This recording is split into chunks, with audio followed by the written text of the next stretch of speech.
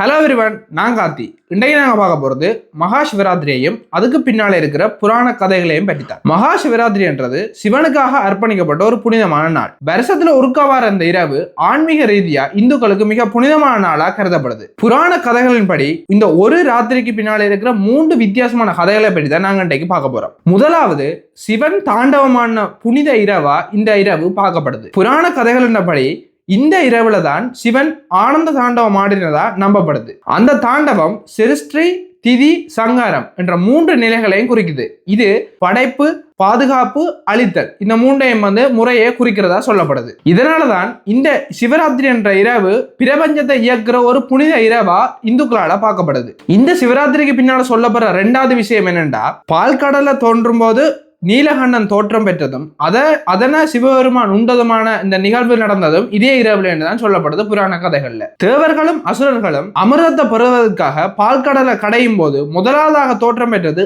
ஆலகால விஷம். அந்த விஷம் உலகையே அழிக்கிற அளவுக்கு அது தோற்றம் பெற்றதால அந்த விஷத்தை சிவபெருமான் உண்டார். அது வயிற்றுக்கு போகாம உமாதேவியார் களத்திலே நிற்பாட்டதால சிவபெருமானுக்கு திருநீலகண்டன் என்ற பெயரும் வந்தது. திருநீலகண்டன் என்றது நீல நிறமான களத்துடையவன் என்று பொருள்படும். இந்த நிகழ்வும் இதே சிவராத்திரி நடந்த இதே இரவுல தான் நடந்ததாக புராண கதைகளின்படி நம்பப்படுது. இந்த சிவராத்திரிக்கு பின்னால இருக்கிற 3வது புராண கதை என்னன்னு நாங்க பார்த்தோம்னா, சிவபெருமானும் பார்வதி தேவியும் திருக்கல்யாணம் செய்த இரவா இந்த இரவு பார்க்கப்படுது. இதனாலதான் குடும்பத்தின் ஒற்றுமை, நலன், மன நிம்மதி இதுகளை வேண்டி இந்த சிவராத்திரியில விரதங்களை பிடிக்கிறவே. மகா சிவராத்திரியின் ஆன்மீக அர்த்தம் என்னன்னு புராணங்கள்ல சொல்லப்படுறா, இருள் அறியாம ஒளி ஞானம். இரவு முழுவதும் சிவனையை நச்சு கொண்டு அந்த இரவை கழிச்சு அடுத்த நாள் விடிவை பார்க்கறது அறியாமையில இருந்து ஞானத்துக்கு பயணம் செய்யறதா புராணங்கள்ல சொல்லப்படுது. இதே மாதிரி இன்ட்ரெஸ்டிங்கான விஷயங்களை டெய்லி பார்க்கறதுக்கு எங்களோட யூடியூப் சேனலை சப்ஸ்கிரைப் பண்ணி வச்சுக்கொள்ளுங்க. அதே மாதிரி ஃபேஸ்புக், இன்ஸ்டா, டிக்டாக் இதுல